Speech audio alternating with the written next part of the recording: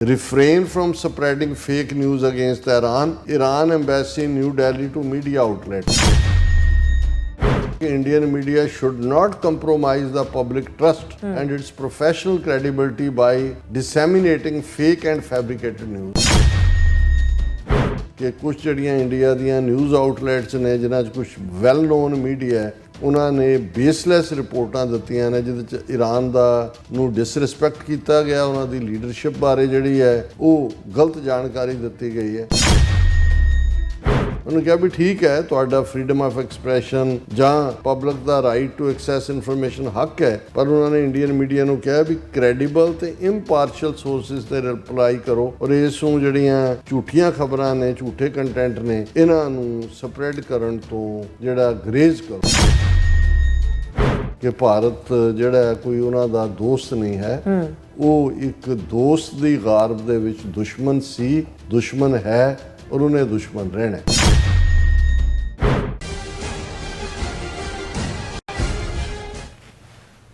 ਦਰਸ਼ਕੋ, break ਤੋਂ ਬਾਅਦ ਫਿਰ ਦੁਬਾਰਾ ਤੁਹਾਡਾ ਸਵਾਗਤ ਹੈ। ਸੋ ਵੀਅਰਸ, ਅਨਵਰ ਸੈਕਸ਼ਨ ਵਿੱਚ ਆਪਾਂ ਪਹੁੰਚ ਚੁੱਕੇ ਹਾਂ। ਇਸ ਵਿੱਚ ਆਪਾਂ ਗੱਲਬਾਤ ਕਰਨ ਜਾ ਰਹੇ ਹਾਂ ਕਿ ਈਰਾਨ ਦੀ ਦਿੱਲੀ ਸਥਿਤ ਅੰਬੈਸੀ ਵੱਲੋਂ ਜਾਰੀ ਇੱਕ ਪ੍ਰੈਸ ਬਿਆਨ ਵਿੱਚ ਭਾਰਤੀ ਮੀਡੀਆ ਨੂੰ ਝੂਠੀਆਂ ਖਬਰਾਂ ਫੈਲਾਉਣ ਲਈ ਸਖਤ ਤਾੜਨਾ ਦਿੱਤੀ ਗਈ ਹੈ। ਸੋ ਇਸ ਬਾਰੇ ਆਪਾਂ ਗੱਲਬਾਤ ਕਰਾਂਗੇ ਔਰ ਨਾਲ ਜਿਹੜੇ ਤੁਹਾਡੇ ਲਾਈਵ ਮੈਸੇਜ ਨੇ ਉਹ ਵੀ ਆਪਾਂ ਸ਼ੇਅਰ ਕਰਨ ਜਾ ਰਹੇ ਹਾਂ। ਸੋ ਅਸੀਂ ਚਾਹਾਂਗੇ ਕਿ ਤੁਸੀਂ ਇਸੇ ਤਰ੍ਹਾਂ ਬਣੇ ਰਹਿਣਾ ਦੇਖਣ ਸੁਣਨ ਲਈ ਜਾਂ ਲਿਖਣ ਲਈ। ਤੁਹਾਡਾ ਸਭ ਦਾ ਬਹੁਤ ਬਹੁਤ ਧੰਨਵਾਦ ਜੀ। ਡਾਕਟਰ ਸਾਹਿਬ ਕੀ ਕਹਿਣਾ ਚਾਹੋਗੇ? ਦੇਖੋ, ਬਹੁਤ ਵਾਰ ਇਹ ਇੱਕ ਫਰੇਜ਼ ਇਸਤੇਮਾਲ ਹੁੰਦਾ ਹੈ ਕਿ ਵੀ ਮੇਰਾ ਗੁਆਂਢੀ ਮੇਰਾ ਦੁਸ਼ਮਣ ਹੈ ਤੇ ਗੁਆਂਢੀ ਦਾ ਗੁਆਂਢੀ ਮੇਰਾ ਦੋਸਤ ਹੈ। ਭਾਰਤ ਈਰਾਨ ਰਿਲੇਸ਼ਨਸ਼ਿਪ ਕੁਛ ਇਸ ਕਿਸਮ ਦੀ ਬੁਨਿਆਦ ਦੇ ਉੱਤੇ ਹੀ ਬਿਲਟ ਹੋਈ ਲੰਬਾ ਵਕਤ, ਕਿਉਂਕਿ ਈਰਾਨ ਦਾ ਬਾਰਡਰ ਪਾਕਿਸਤਾਨ ਨਾਲ ਵੀ ਲੱਗਦਾ ਹੈ ਔਰ ਅਫਗਾਨਿਸਤਾਨ ਨਾਲ ਵੀ ਲੱਗਦਾ ਹੈ ਔਰ ਉਸ ਸਾਰੇ ਦੌਰ ਦੇ ਵਿੱਚ ਕਿਉਂਕਿ ਪਾਕਿਸਤਾਨ ਈਰਾਨ ਦੀ ਰਿਲੇਸ਼ਨਸ਼ਿਪ ਵੀ ਸਵੀਟ ਐਂਡ ਸਾਵਰ ਰਹੀ ਔਰ ਜਿਵੇਂ ਬਲੋਚ ਇਸ਼ੂ ਹੈ ਜਾਂ ਦੂਸਰਾ ਕਈ ਵਾਰ ਈਰਾਨ ਇੱਕ ਹਾਈਡ ਆਊਟ ਵੀ ਬਣਦਾ ਹੈ ਇੰਡੀਅਨ ਏਜੰਸੀਆਂ ਦਾ, ਜਿਵੇਂ ਕੁਲਭੂਸ਼ਣ ਯਾਦਵ ਈਰਾਨ ਰਾਹੀਂ ਬਲੋਚਿਸਤਾਨ ਪਾਕਿਸਤਾਨ ਦੇ ਵਿੱਚ ਆਇਆ। ਇਸੇ ਤਰ੍ਹਾਂ ਜਦੋਂ ਪਾਕਿਸਤਾਨ ਦੇ ਵਿੱਚ ਸੁੰਨੀ ਸ਼ੀਆ ਇਸ਼ੂ ਕੋਈ ਬਣਦਾ ਹੈ ਉਹਦੇ 'ਚ ਵੀ ਈਰਾਨ ਦੀ ਇਨਵੋਲਵਮੈਂਟ ਦੀ ਲਾਈਨ ਕਿਤੇ ਨਾ ਕਿਤੇ ਹੁੰਦੀ ਹੈ ਔਰ ਜਿਵੇਂ ਉਹਨਾਂ ਨੂੰ ਪਾਕਿਸਤਾਨ ਔਰ ਈਰਾਨ ਦੇ ਵਿਚਾਲੇ ਕੁਝ ਸਮਾਂ ਪਹਿਲਾਂ ਤਾਂ ਈਵਨ ਮਿਸਾਈਲ ਵੀ ਇੱਕ ਦੂਜੇ ਦੇ ਉੱਤੇ ਦਾਗੇ, ਹਾਲਾਂ ਉਹਨੂੰ ਕੰਟਰੋਲ ਕਰ ਲਿਆ ਗਿਆ। ਪਰ ਉਹ ਸਾਰੀ ਸਿਚੁਏਸ਼ਨ ਦੇ ਵਿੱਚ ਜਿਹੜਾ ਡੈਵਲਿਸ਼ ਰੋਲ ਹੈ ਜਾਂ ਖਲਨਾਇਕ ਦਾ ਰੋਲ ਹੈ ਉਹ ਭਾਰਤ ਅਦਾ ਕਰਦਾ ਰਿਹਾ ਔਰ ਹਮੇਸ਼ਾ ਜਿਹੜਾ ਈਰਾਨ ਦੇ ਨਾਲ ਭਾਰਤ ਨੇ ਬਾਹਰ ਮੁਖੀ ਬੜੇ ਚੰਗੇ ਸਬੰਧ ਬਣਾ ਕੇ ਰੱਖੇ ਔਰ ਇਹੀ ਕਾਰਨ ਸੀ ਕਿ ਜੇ ਵਾਇਆ ਪਾਕਿਸਤਾਨ ਰਾਹ ਰੁਕਿਆ ਹੋਇਆ ਇੰਡੀਆ ਦਾ ਜੋ ਸੈਂਟਰਲ ਏਸ਼ੀਆ ਜਾਂ ਯੂਰਪ ਤੱਕ ਆਪਣੀ ਮਾਰਕੀਟ ਬਣਾਉਣਾ ਚਾਹੁੰਦਾ ਹੈ ਤੇ ਈਰਾਨ ਦੇ ਨਾਲ ਜਿਹੜੀ ਉਹਨਾਂ ਦੀ ਚਾਹ ਬਹਾਰ ਪੋਰਟ ਡਿਵੈਲਪ ਕਰਨ ਦਾ ਲਾਈਨ ਸੀ ਜਿਹਦੇ 'ਚ ਭਾਰਤ ਨੇ ਇਨਵੈਸਟ ਵੀ ਕੀਤਾ ਤਾਂ ਕਿ ਚਾਹ ਬਹਾਰ ਰਾਹੀਂ ਸਿੱਧਾ ਅਫਗਾਨਿਸਤਾਨ ਦੇ ਨਾਲ ਟ੍ਰੇਡ ਔਰ ਉੱਥੋਂ ਅੱਗੇ ਦਾ ਰਾਹ ਖੁੱਲ੍ਹ ਜਾਏ। ਹਾਲਾਂ ਉਹ ਸਾਰਾ ਜਿਹੜਾ ਉਹ ਬਹੁਤਾ ਚੱਲਿਆ ਨਹੀਂ ਹੈ। ਹੁਣ ਇਹ ਵੀ ਹਕੀਕਤ ਜਿਹੜੀ ਈਰਾਨ ਦੇ ਉੱਤੇ ਨਾਜ਼ਲ ਹੋਈ ਕਿ ਭਾਈ ਇਹ ਤਾਂ ਦੋਸਤੀ ਦੇ ਭੇਖ ਦੇ ਵਿੱਚ ਦੁਸ਼ਮਣ ਹੈ ਭਾਰਤ, ਕਿਉਂਕਿ ਇਹ ਸਾਹਮਣੇ ਆਇਆ ਵੀ ਜਿਸ ਲੈਵਲ ਤੇ ਇਜ਼ਰਾਈਲ ਦੀ ਮੁਸਾਦ ਏਜੰਸੀ ਨੇ ਘੁਸਪੈਠ ਕੀਤੀ ਈਰਾਨ 'ਚ, ਜਿਵੇਂ ਉਹਨਾਂ ਦੇ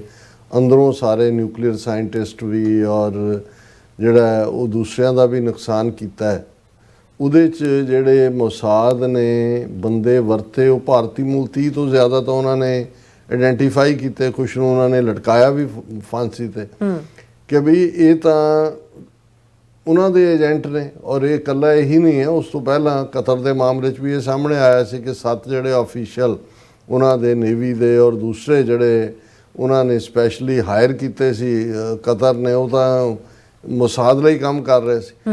ਸੋ ਉਦੋਂ ਤੋਂ ਈਰਾਨ ਦਾ ਜਿਹੜਾ ਭਾਰਤ ਪ੍ਰਤੀ ਐਟੀਚਿਊਡ ਹੈ ਕਿ ਵੀ ਇਹ ਤਾਂ ਜਿਹੜਾ ਉਹ ਪਿੱਠ ਛੁਰਾ ਘੋਪਣ ਵਾਲਾ ਕੰਮ ਹੈ, ਇਹ ਤਾਂ ਇਜ਼ਰਾਈਲ ਦੇ ਨਾਲ। ਔਰ ਇਕੱਲਾ ਇਹੀ ਨਹੀਂ, ਈਵਨ ਈਰਾਨ ਇਜ਼ਰਾਈਲ ਕਨਫਲਿਕਟ ਦੇ ਵਿੱਚ ਵੀ ਭਾਰਤ ਜਿਹੜਾ ਹੈ ਉਸ ਦੀ ਇਜ਼ਰਾਈਲ ਦੇ ਨਾਲ ਹੀ ਹਮਦਰਦੀ ਰਹੀ ਔਰ ਉਸ ਤੋਂ ਪਹਿਲਾਂ ਜੋ ਕੁਝ ਗਜ਼ਾ ਦੇ ਵਿੱਚ ਚੱਲ ਰਿਹਾ ਹੈ ਖੁੱਲ੍ਹ ਕੇ ਨੈਤਨਯਾਹੂ ਦੇ ਨਾਲ ਹੈ ਮੋਦੀ। ਔਰ ਇਸ ਸਾਰੇ ਪੀਰੀਅਡ 'ਚ ਕਿਉਂਕਿ ਜਿਹੜਾ ਦਰਬਾਰੀ ਮੀਡੀਆ ਜਾਂ ਗੋਦੀ ਮੀਡੀਆ ਉਹ ਤਾਂ ਆਕਾ ਦੀ ਅੱਖ ਦੇਖਦਾ ਵੀ ਇਹ ਕਿੱਧਰ ਨੂੰ ਜਾ ਰਹੇ ਨੇ, ਸੋ ਉਹਨਾਂ ਨੇ ਈਵਨ ਜਿਹੜੀ ਈਰਾਨ ਇਜ਼ਰਾਈਲ ਕਨਫਲਿਕਟ ਦੇ ਵਿੱਚ ਭਾਰਤੀ ਮੀਡੀਆ ਨੇ ਖੁੱਲ੍ਹ ਕੇ ਜਿਹੜੀ ਇਜ਼ਰਾਈਲੀ ਵਰਜ਼ਨ ਹੈ ਉਹਨਾਂ ਦਾ ਨੈਰੇਟਿਵ ਹੈ ਉਸ ਨੂੰ ਪ੍ਰੋਪੇਗੇਟ ਕੀਤਾ, ਬਹੁਤ ਸਾਰੀਆਂ ਝੂਠੀਆਂ ਖਬਰਾਂ, ਔਰ ਈਰਾਨ ਨੂੰ ਬੜੀ ਪੂਅਰ ਲਾਈਟ ਦੇ ਵਿੱਚ ਪੇਸ਼ ਕੀਤਾ। ਹੁਣ ਇਹ ਬਹੁਤ ਕਦੇ ਹੁੰਦਾ ਨਹੀਂ ਹੈ ਵੀ ਕਿਸੇ ਮੁਲਕ ਦੀ ਐਮਬੈਸੀ ਜਿਹੜੇ ਜਿਸ ਮੁਲਕ 'ਚ ਹੈ ਉਹ ਉਹਨਾਂ ਦੇ ਮੀਡੀਆ ਨੂੰ ਤਾੜਨਾ ਕਰ ਰਹੇ ਹੋਵੇ ਕਿ ਬੰਦ ਕਰੋ ਇਹ ਝੂਠ ਦੀ ਦੁਕਾਨ, ਜੋ ਤੁਸੀਂ ਝੂਠ ਵਕਦੇ ਹੋ, ਜੋ ਦੂਸਰਾ ਕਰਦੇ ਹੋ। ਬਿਲਕੁਲ। ਤੇ ਦੋਸਤਾਨਾ ਮੁਲਕਾਂ 'ਚ ਤਾਂ ਕਦੇ ਵੀ ਨਹੀਂ ਹੁੰਦਾ। ਹੁਣ ਇਹ ਜਿਹੜਾ ਈਰਾਨ ਦਾ ਭਾਰਤ ਪ੍ਰਤੀ ਬਦਲਿਆ ਰਵੱਈਆ ਹੈ ਜਿਹੜਾ ਸਾਡੇ ਲਈ ਪੋਜ਼ਿਟਿਵ ਹੈ, ਕਿਉਂਕਿ ਅਲਟੀਮੇਟਲੀ ਹਕੀਕਤ ਆ ਹਕੀਕਤ ਹੀ ਹੈ। ਹੁਣ ਅੱਜ ਈਰਾਨ ਦੀ ਐਮਬੈਸੀ ਨੇ ਆਫੀਸ਼ੀਅਲ ਸਟੇਟਮੈਂਟ ਜਾਰੀ ਕੀਤੀ, ਦਿੱਲੀ ਬੇਸਡ ਐਮਬੈਸੀ ਨੇ, refrain from spreading fake news against Iran embassy New Delhi to media outlets. ਉਹਨਾਂ ਨੇ ਖੁੱਲ੍ਹੇਆਮ ਇਹ ਜਿਹੜੀ ਹੈ ਸਟੇਟਮੈਂਟ ਦਿੱਤੀ ਹੈ ਕਿ ਤੁਸੀਂ ਆਹ ਬੰਦ ਕਰੋ spreading fake and fabricated news, ਝੂਠੀਆਂ ਔਰ ਮਨ ਘੜਤ ਖਬਰਾਂ, ਔਰ ਇਹਦੇ ਨਾਲ ਜੇ ਉਹ ਖਬਰਾਂ ਜਿਹੜੀਆਂ ਸੈਂਸੇਸ਼ਨਲਿਸਟ ਔਰ ਇਨਐਕੂਰੇਟ ਕੰਟੈਂਟ ਹੈ, ਝੂਠੀਆਂ ਨੇ, ਸਿਰਫ ਤੁਸੀਂ ਉਹਦੇ 'ਚ ਸੈਂਸੇਸ਼ਨ ਪੈਦਾ ਕਰਨ ਲਈ ਇਹਨਾਂ ਨੂੰ ਦਿੰਦੇ ਹੋ। ਔਰ ਇਹ ਉਹਨਾਂ ਨੇ ਕਿਹਾ ਕਿ Indian media should not compromise the public trust and its professional credibility by disseminating fake and fabricated news, ਕਿ ਜਿਹੜਾ ਤੁਹਾਡਾ ਮਾੜਾ ਮੋਟਾ ਰੈਪੂਟੇਸ਼ਨ ਬਣਿਆ ਹੋਇਆ ਉਹਨੂੰ ਡਿਸਟਰੋਏ ਨਾ ਕਰੋ ਤੁਸੀਂ ਝੂਠੀਆਂ ਔਰ ਦੂਸਰੀਆਂ ਖਬਰਾਂ ਦੇ ਕੇ। ਉਹਨਾਂ ਨੇ ਕਿਹਾ ਵੀ ਅਸੀਂ ਇਹ ਹਾਲੀਆ ਦੇ ਵਿੱਚ ਦੇਖਿਆ ਕਿ ਕੁਝ ਜਿਹੜੀਆਂ ਇੰਡੀਆ ਦੀਆਂ ਨਿਊਜ਼ ਆਊਟਲੈਟਸ ਨੇ ਜਿਨ੍ਹਾਂ 'ਚ ਕੁਝ ਵੈਲ ਨੋਨ ਮੀਡੀਆ ਹੈ, ਉਹਨਾਂ ਨੇ ਬੇਸਲੈਸ ਰਿਪੋਰਟਾਂ ਦਿੱਤੀਆਂ ਨੇ ਜਿਹਦੇ 'ਚ ਈਰਾਨ ਦਾ ਨੂੰ ਡਿਸਰਿਸਪੈਕਟ ਕੀਤਾ ਗਿਆ, ਉਹਨਾਂ ਦੀ ਲੀਡਰਸ਼ਿਪ ਬਾਰੇ ਜਿਹੜੀ ਹੈ ਉਹ ਗਲਤ ਜਾਣਕਾਰੀ ਦਿੱਤੀ ਗਈ ਹੈ। ਔਰ ਇਹ ਜਿਹੜਾ ਇਰਰਿਸਪੌਂਸਿਬਲ ਰਿਪੋਰਟਿੰਗ ਹੈ ਇਹ ਸਿਰਫ ਪਬਲਿਕ ਕੌਨਫੀਡੈਂਸ ਨੂੰ ਖਤਮ ਨਹੀਂ ਕਰਦੀ, ਇਹ ਜਿਹੜੀ ਪ੍ਰੋਫੈਸ਼ਨਲ ਰੈਪੂਟੇਸ਼ਨ ਹੈ ਮੀਡੀਆ ਦਾ ਉਹ ਵੀ ਖਰਾਬ ਕਰਦੀ ਹੈ। ਉਹਨੂੰ ਕਿਹਾ ਵੀ ਠੀਕ ਹੈ ਤੁਹਾਡਾ ਫਰੀडम ਆਫ ਐਕਸਪ੍ਰੈਸ਼ਨ ਜਾਂ ਪਬਲਿਕ ਦਾ ਰਾਈਟ ਟੂ ਐਕਸੈਸ ਇਨਫੋਰਮੇਸ਼ਨ ਹੱਕ ਹੈ, ਪਰ ਉਹਨਾਂ ਨੇ ਇੰਡੀਅਨ ਮੀਡੀਆ ਨੂੰ ਕਿਹਾ ਵੀ ਕ੍ਰੈਡੀਬਲ ਤੇ ਇੰਪਾਰਸ਼ੀਅਲ ਸੋਰਸਿਸ 'ਤੇ ਰਿਪਲਾਈ ਕਰੋ ਔਰ ਇਸ ਨੂੰ ਜਿਹੜੀਆਂ ਝੂਠੀਆਂ ਖਬਰਾਂ ਨੇ, ਝੂਠੇ ਕੰਟੈਂਟ ਨੇ, ਇਹਨਾਂ ਨੂੰ ਸਪਰੈਡ ਕਰਨ ਤੋਂ ਜਿਹੜਾ ਗਰੇਜ਼ ਕਰੋ। ਸੋ ਮੈਂ ਸਮਝਦਾ ਵੀ ਇਹ ਬੜੀ ਯੂਨੀਕ ਗੱਲ ਹੈ। ਬਿਲਕੁਲ। ਬੇਸ਼ੱਕ ਦੇਰ ਆਏ ਤੇ ਦਰੁਸਤ ਆਏ, ਜੇ ਈਰਾਨ ਨੂੰ ਸਮਝ ਆ ਗਈ ਹੈ ਭਾਰਤ ਦੇ ਵਰਤਾਰੇ ਦੀ, ਤੇ ਮੇਰਾ ਖਿਆਲ ਹੈ ਕਿ ਵੀ ਉਹਨਾਂ ਨੂੰ ਜਿਹੜਾ ਹੈ ਉਹ ਆਪਣੀਆਂ ਨੀਤੀਆਂ ਇਸ ਮੁਤਾਬਕ ਹੀ ਤੈਅ ਕਰਨੀਆਂ ਚਾਹੀਦੀਆਂ ਕਿ ਭਾਰਤ ਜਿਹੜਾ ਕੋਈ ਉਹਨਾਂ ਦਾ ਦੋਸਤ ਨਹੀਂ ਹੈ, ਉਹ ਇੱਕ ਦੋਸਤ ਦੀ ਗਾਰਬ ਦੇ ਵਿੱਚ ਦੁਸ਼ਮਣ ਸੀ, ਦੁਸ਼ਮਣ ਹੈ ਔਰ ਉਹਨੇ ਦੁਸ਼ਮਣ ਰਹਿਣਾ। ਬਿਲਕੁਲ ਡਾਕਟਰ ਸਾਹਿਬ, ਤੁਹਾਡਾ ਬਹੁਤ ਬਹੁਤ ਸ਼ੁਕਰੀਆ। ਹੁਣ ਆਪਾਂ ਜਿਹੜੇ ਆਪਣੇ ਵਿਊਅਰਸ ਮੈਸੇਜ ਨੇ ਉਹ ਲੈਣ ਜਾ ਰਹੇ ਹਾਂ। ਧਰਮ ਸਿੰਘ ਜੀ ਸਾਡੇ ਪਹਿਲੇ ਵਿਊਅਰ ਨੇ, ਸਾਨੂੰ ਫਤਿਹ ਬੁਲਾਉਂਦੇ ਨੇ। ਵਾਹਿਗੁਰੂ ਜੀ ਕਾ ਖਾਲਸਾ, ਵਾਹਿਗੁਰੂ ਜੀ ਕੀ ਫਤਿਹ। KS ਜੀ ਔਰ ਇਸੇ ਤਰ੍ਹਾਂ ਨਿਹੰਗ ਸਿੰਘ ਜੀ, ਇੰਦਰਪ੍ਰੀਤ ਸਿੰਘ ਜੀ, ਪਰਮਿੰਦਰ ਜੀ, ਜਸਪਾਲ ਸਿੰਘ ਜੀ, ਜਸਵੀਰ ਸਿੰਘ ਬਰਾੜ ਜੀ, ਅਮਰਜੀਤ ਸਿੰਘ ਸੈਣੀ ਜੀ, ਕ੍ਰੇਜ਼ੀ ਕੋਲ ਜੀ, ਮੁਹੰਮਦ ਜਾਕੂਬ ਜੀ, और फिर इसी तरह सतविंदर सिंह जी और मियाँ सरवर जी। डॉक्टर साहब, इंशाल्लाह Khalistan is just matter of time. Everyone in Pakistan Punjab is waiting for Khalistan. बहुत शुक्रिया मियाँ सरवर जी, बहुत मेहरबानी। सुरजीत कौर जी भी और इस तरह मोहम्मद जाकूब जी कहते 17 अगस्त 2025 चलो चलो कहते वाशिंगटन DC चलो 17 अगस्त शहीद ज़िया उल हक की शहादत का दिन भी है। 17 अगस्त 1988 जी। और फिर कहते तेरी ओके ठीक है। फिर जग्गी कौल जी और इस तरह शाहजाल बाबा जी कहते हैं कि वाहिगुरू जी का खालसा, वाहिगुरू जी की फतेह, खालसा जिंदाबाद। And RSS Hindu Tawi Modi leadership big name terrorist corruption corrupt और बर्गर्स थिंक पीपल। और हाँ बिल्कुल तुसी ठीक है शहजाद जी कि भी ये करप्ट ने उत्तों थले तक और फिरकू ने पूरे नफरत नाल भरे हुए अकलीतां दे लई। बिल्कुल।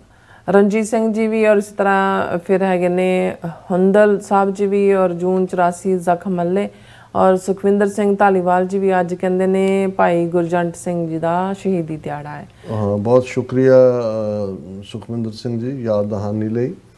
ਗੁਰਜੰਟ ਸਿੰਘ ਬਹੁਤ ਵੱਡਾ ਯੋਧਾ ਹੋਇਆ और ਅਸੀਂ ਉਹਨਾਂ ਦੀ ਯਾਦ ਨੂੰ ਸਿਜਦਾ ਕਰਦੇ ਹਾਂ। और इसी तरह फिर इंद्रजीत सिंह संधू जी भी, फिर बिलाल अहमद जी भी अस्सलाम वाले कहते हैं कि वालेकुम अस्सलाम और सानू दोनों ਨੂੰ। फिर इसी तरह कहते योर टीम खालसा जिंदाबाद। डॉक्टर साहब लाहौर का वेदर आज क्लीन है और आज शाम को बारिश होने वाली है।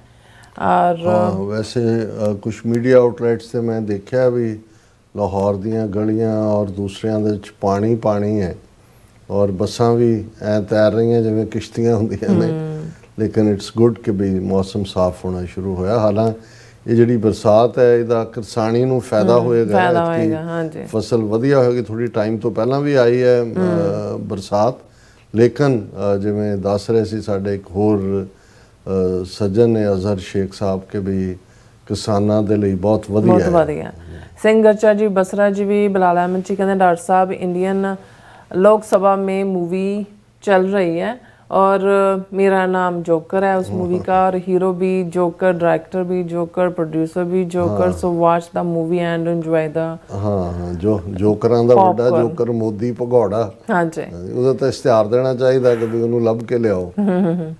और फिर इस तरह सैयद अमर भी सानू कहते अस्सलाम वालेकुम असमान कहते स्पेन तो सवाल अर्ज कर रहा हूँ कि साडे नाल कुछ दोस्त काम करते हैं मैं खालिस्तान की गल करदा ते वो कहते ने कि तू पाकिस्तानी है और इंडिया नू तोड़ना चाहता है कहते सानू की करना चाहिए?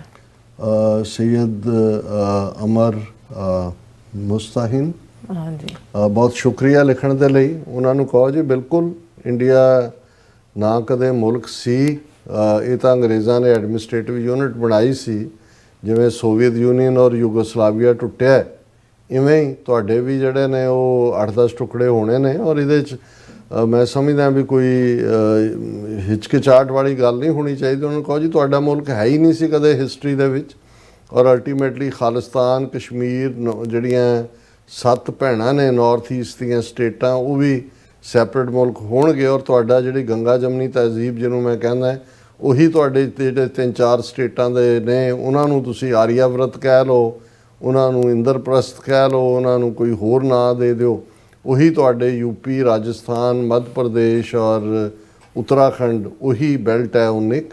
ਬਾਕੀ ਸਾਊਥ ਵੀ ਅੱਡ ਹੋਏਗਾ, ਉਹ ਤਾਂ ਆਲਰੇਡੀ ਡੀਕਦੇ ਨੇ ਵੀ ਕਦੋਂ ਕਿ ਇਹਨਾਂ ਨੂੰ ਲੱਤ ਮਾਰੀ ਜਾਏ। ਸੋ ਇਹਦੇ 'ਚ ਇਹ ਠੀਕ ਹੈ ਵੀ ਇੱਕ ਤਬਕਾ ਜਿਹੜਾ ਉਹ ਜ਼ਰੂਰ ਇਹ ਦੇਸ਼ ਭਗਤੀ ਦੇ ਨਾਂ ਥੱਲੇ ਹੋਏਗਾ ਜੀ ਕਿ ਇੱਕ ਪਾਕਿਸਤਾਨੀ ਹੋਣ ਦੇ ਨਾਤੇ ਤੁਸੀਂ ਤੋੜਨਾ ਚਾਹੁੰਦੇ। ਉਹਨਾਂ ਨੂੰ ਕਹੋ ਜੀ ਅਸੀਂ ਤਾਂ ਹਮਦਰਦੀ ਕਰਦੇ ਹਾਂ ਕਿਉਂਕਿ ਤੁਸੀਂ ਕਦੇ ਮੁਲਕ ਨਾ ਸੀ ਨਾ ਹੋ।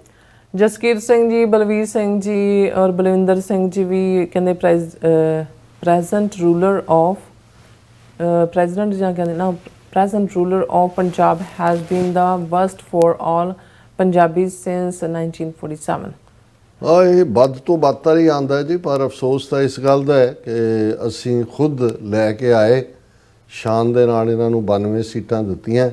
ਉਦੋਂ ਟ੍ਰੈਂਡ ਇਹ ਸੀ ਕਿ ਜੀ ਕਾਂਗਰਸ ਤੋਂ ਵੀ ਛੁਟਕਾਰਾ, ਅਕਾਲੀਆਂ ਤੋਂ ਵੀ, ਭਾਵੇਂ ਕਾਲਾ ਚੋਰ ਆ ਜਾਏ, ਆ ਗਿਆ ਕਾਲਾ ਵੀ ਹੈ ਤੇ ਚੋਰ ਵੀ ਹੈ, ਹੁਣ ਜਿਹੜਾ ਹੋਰ ਚੁੱਪੋ ਪੋਨੇ ਵਾਲੀ ਗੱਲ ਹੀ ਹੈ।